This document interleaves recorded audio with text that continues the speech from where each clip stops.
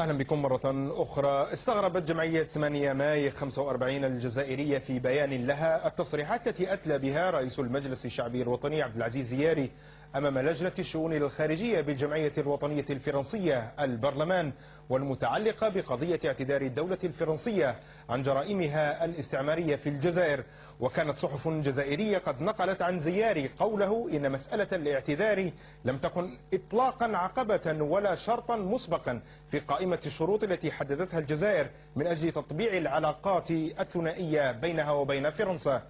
من جهة أخرى، نقلت صحيفة الخبر الجزائرية عن مسؤول فرنسي رفيع قوله إن فرنسا وضعت خطا أحمرا بخصوص مطلب الجزائريين حول مبدأ الاعتذار، وإن موقف باريس لا رجعة فيه وهو مبني على مبدأ الاعتذار.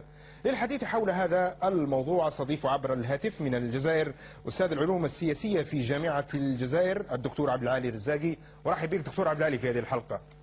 مرحبا. يعني هذه القضية كل سنة ربما تظهر في الجزائر بشكل وثوب جديد. أولا تعليق حول هذا الجدل المثار في الجزائر حول تصريحات رئيس المجلس الشعبي الوطني في الجزائر عبد العزيز زياري. كيف تابعتم هذا الجدل؟ ما هو العنوان الذي تضعونه على هذه التصريحات؟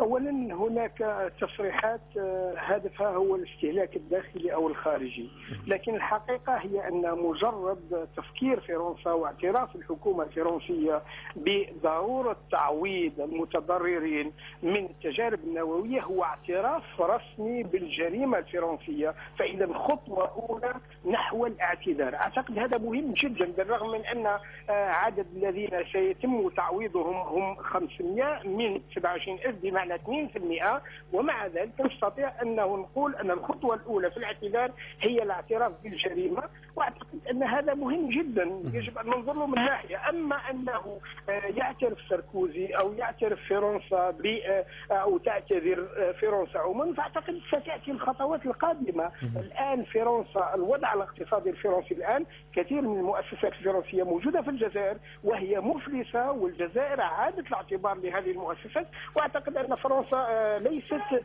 مستعدة أن تضيع أموال الجزائر التي تريد الاستيلاء عليها مقابل عدم الاعتذار. الاعتذار سيأتي في لكن يعني عذرا أستاذ عبد العالي الرزاقي، يعني هذه قضية أنه ربما سياسات الجزائر في علاقتها مع فرنسا ربما لها عنوان دائما هو ما تفضلتم به، إنقاذ مؤسسات فرنسية. هذا كان منذ سنوات. يعني أنت تتذكر معي يعني حدثت شركة ألستوم الفرنسية، يعني كانت في الحضيض الأسفل وأنقذتها الجزائر، ولم تكن هناك مطالبات بالمقابل اعتذار فرنسا. أريد أن أسألك عن الموقف الرسمي الجزائري منذ الاستقلال وحتى الآن. يعني لماذا لم يكن هناك موقف ضاغط على الدولة الفرنسية للاعتذار منذ سنوات وليس الآن؟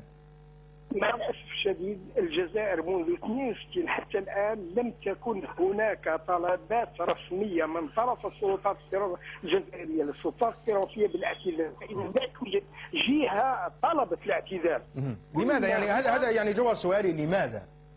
لأن فرنسا تحكم الجزائر عبر مؤسسات، عبر ما يسمى بحزب فرنسا. هناك في السابق كان حزب فرنسا في المؤسسة العسكرية، الآن حزب فرنسا في الإدارة الجزائرية، فإذا فرنسا موجودة بقوة، ولهذا لا تستطيع فرنسا أن تطلب من فرنسا أن تعتذر. حزبها في الجزائر قوي ولا يمكن أن يطلب من فرنسا، ولهذا ساركوزي دائما يلح أنه قضية الاعتذار هي مربوطة بالتاريخ. أعتقد أنه المشكلة التي ستبقى بين الجزائر وفرنسا هي التاريخ. لا يمكن هذا التاريخ أن ينسى دون أن تتحرك السلطات الجزائرية. مع الأسف الشديد الشارع الجزائري والأحزاب الجزائرية والمجتمع المدني لا تضغط على السلطات الجزائرية لتتحرك حتى تضغط على فرنسا، ولهذا لا يوجد شيء رسمي مقدم لفرنسا الاعتذار. إذا فرنسا من حقها أن يعلن السفير أو أي شخص فرنسي أن يقول لن نعتذر. لا يوجد طلب رسمي، ولهذا لا نستطيع أن نقول لماذا لم تعتذر فرنسا. الآن الجزائر لم تطلب حتى استرجاع أرشيفها، وما استرجع هو هدية من الفرنسيين. حتى فرنسا عندما ذهب الرئيس بوتفليقة منذ بضع سنوات إلى فرنسا، ماذا قدم له ساركوزي؟ قدم له ختم الهزيمة، بمعنى الختم الذي وقع بها الداعي حسين تسليم الجزائر لفرنسا في سنة 1830 يوم 5 جويلية. الفرنسيون خرجوا، نحن نلنا استقلالنا عن طريق الاستفتاء يوم 3 جويلية، ولكن يوم 5 جويلية لأنه يوم هزيمة الجزائريين وتسليمها لفرنسا هو نفس اليوم الذي جعلتنا فرنسا نحتفل به. طيب، يعني هناك يعني ذكرتم أستاذ عبد العالي نقطة مهمة، هي قضية تخاذل أيضا الأحزاب السياسية. أريد أن أوسع هذه الدائرة. يعني في الجزائر هناك ما يسمى بالمجتمع المدني، يعني الأحزاب السياسية تشكل جزء منه، لكن أين الكاتب والصحفي؟ أين المفكر؟ أين المسرحي؟ أين هؤلاء؟ أين الأستاذ الجامعي من هذه العملية خلال كل هذه السنوات؟ عندما تسأل سؤال هل يعقل أن الجزائر لا يوجد فيها اتحاد للكتاب الجزائريين؟ هل يعقل أن الجزائر لا يوجد فيها اتحاد للصحفيين؟ هل يعقل أن الجزائر لا يوجد فيها اتحاد للفنانين؟ هذه أسئلة تطرح كثيرا في الشارع. السلطات الجزائرية قسمت المجتمع المدني إلى فئتين، انشقاقيين وموالين للسلطة، كما قسمت المجتمع الأحزاب السياسية. ولهذا هناك تفكيك للمؤسسة السياسية في الجزائر، وهناك تفكيك المجتمع الجزائري. تحول المجتمع الجزائري والمؤسسات الأحزاب السياسية إلى لجان مساندة للنظام القائم. لا يوجد حزب واحد له برنامج، لا يوجد حزب معارض. المعارضة يقصد بها في الجزائر هو الأحزاب التي رفضتهم السلطات الجزائرية وليس الذين لهم قواعد. طيب، هذا الموضوع شكل أيضا عناوين كثيرة في خطابات الرئيس بوتفليقة، سواء في الحملات الانتخابية للعهدتين السابقتين أو في هذه الحملة وفي خطابات أخرى. هناك من توقع أن وصول هذا الرجل في 99 إلى سدة الحكم وإثارته لهذه القضايا قد يعيد طرحها بقوة، لكن لم يحدث شيء من 99 حتى الآن.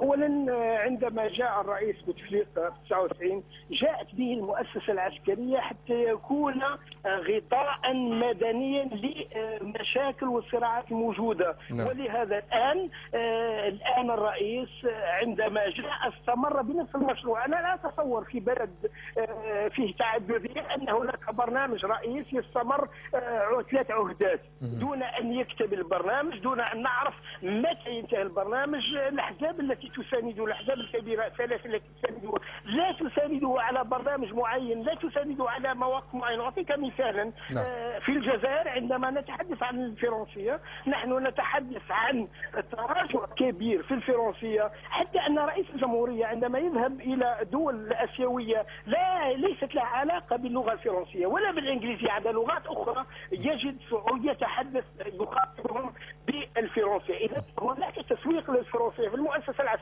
في المؤسسه الرئاسيه، هناك تسويق للفرنسيه في الشارع. في كل الشوارع الجزائريه تجد الفرنسيه هي الام. بينما القانون سبق للسيد احمد يحيى سابقا في العهده الثانيه لرئاسه الحكومه ان تبنى مشروع تعليم اللغه العربيه، ومع ذلك الان هناك تراجع. فاذا هناك تراجع في قضايا كثيره، ولهذا محاوله استغلال ما يسمى بالوطنيه، استغلال ما يسمى برموز البلاد، هو استغلال سياسي بالدرجه الاولى.